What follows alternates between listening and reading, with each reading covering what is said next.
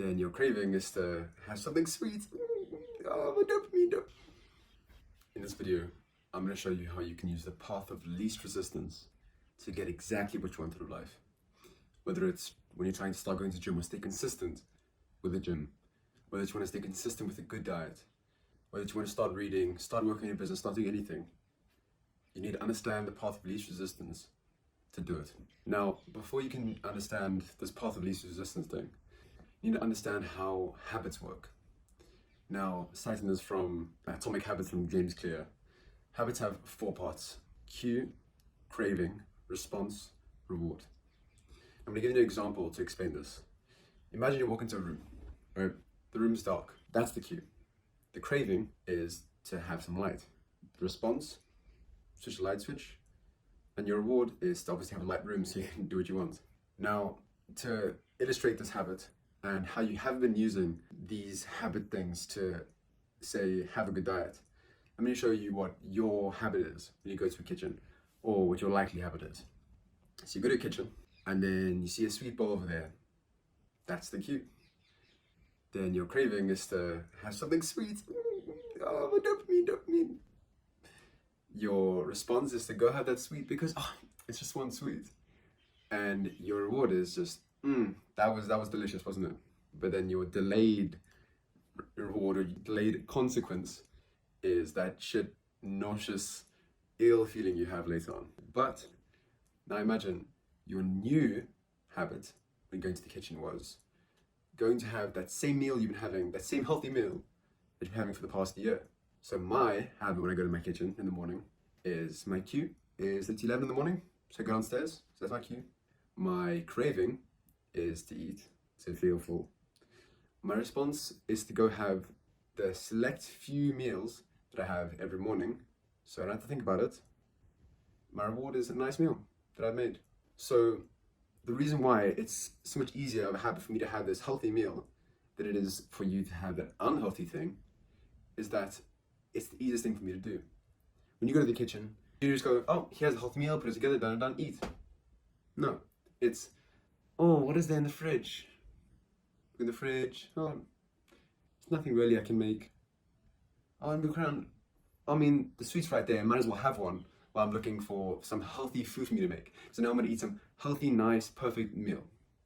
You weren't really. You knew you weren't going to go downstairs and have this perfectly nutritionally complete meal. You're gonna have what tastes the best and what's easiest for you to make. So why not? Just crazy idea. Make the healthiest thing, the thing that's easiest to make, so you can have it every day without having to think about it. So this is the actionable step. If you want to have your better diet, your healthier food, how about decide on some foods that are easy to make and that you can just do without really thinking? Because that's how you really make that habit stick. There's no issue with making a habit of turning the light on when you walk into a room.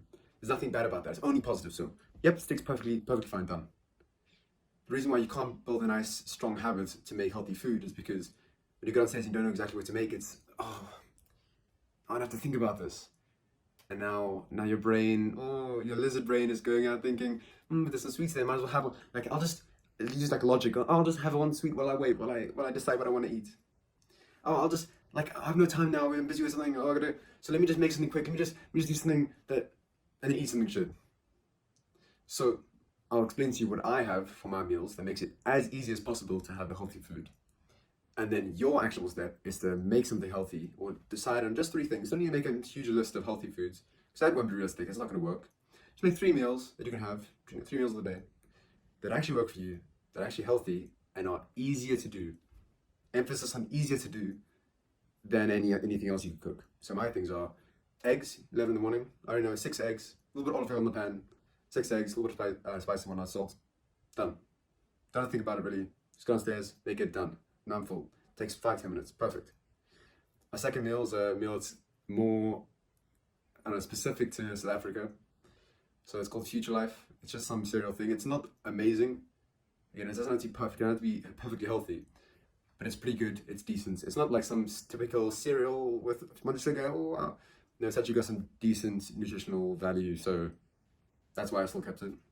And the last meal, which is when I have at dinner, is either my parents make, my siblings make, or I make. And what I usually make is just a big pot, and actually throw a big whole kilogram of mince in, some spices, tomato, and boil some rice. Simple as that. There's no thinking about it. It's like, I already know exactly what spice I'm gonna put in there. I already know exactly what the food is. I don't have to think about it. That's why it's so much easier for me to do. So now, that's why that habit is hard for you to make, and this is how to make it easier. Now, let's say you go on to trying to gym. You wanna have a really solid and consistent gym schedule. Think now, oh, okay, it's time to go to gym. Oh, I don't really feel like it. It's like, this chair's so comfortable. I'm busy, like, I don't have much time. I'm gonna do this thing over here, I do this. And you don't go. And what's the downside to not going? Nothing. Nothing really. I mean, your brain saying, oh, I should have gone to gym today, that's the only thing. But I imagine you have an accountability partner. Maybe it's your friend or your sibling or whatever. And now when you don't go to gym, there's a big downside. Because they go, oh man, I'm at gym, you didn't come. What happened? Now that you let them down. So, in trying to make things the easiest path, you must create more friction for the path that's bad for what you're currently doing, I'm guessing. And make it easier to do the good thing. So with eating, you make the healthy foods, the things you don't have to think about, you can just put together real quick, done. You make going to gym the easier path because you don't have your friend at gym going, why didn't you come? Or even if you get a personal trainer, that's why people get personal trainers. Because now there's more accountability, there's more negative for staying at home. And that's also a monetary one. Because you pay the personal trainer, if you don't pitch up, you just kind of lose the money. So you need to find every part of your life that you're doing something you don't like, it's wrong for you. You still keep doing. So how about next time, oh, I need to clean my room, I need to change my bed sheets, I need to change my bed sheets. You haven't done it in a week, 2 weeks. Tell someone in your house, say your sibling, hey, if I don't do my bed sheets today, you can just come check. If I don't do that, then punch me in the arm or something. Just figure out some sort of negative consequence. And I guarantee to you, when your sibling comes into your room and you haven't done it, you're gonna really realize that, oh shit, I actually should be doing it. And maybe you're gonna change some habits. So that's actionable step. Create 3 meals that you know you can eat and make quite easily, consistently, and don't really think about. For your gym thing, get some sort of accountability partner. And for each individual task that you really want to do, that you just haven't been able to get to, you get some accountability. Makes life a little bit easier. So maybe since you haven't got the discipline yet, and you haven't got the willpower, maybe you should just get some help. And that's perfectly fine. And then once you slowly build on the habits, you build on the executive decision making in your brain, eventually you'll be able to do it yourself.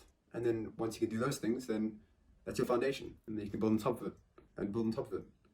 And eventually you've got such a solid base. You know that if you want to do something, you can achieve it. That's how successful people are built.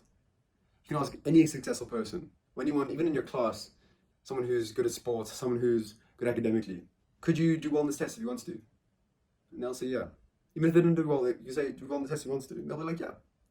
Because they've done it before, and they know they can. So, do you know you can do well on these things if you really want to? Maybe you're a bit unsure, maybe you think you can, but you haven't done it yet. So how about you prove it to yourself? Alright, that's all. I hope you actually not just click to the next video, how would you actually do those actionable steps and then make some change in your life? Good luck.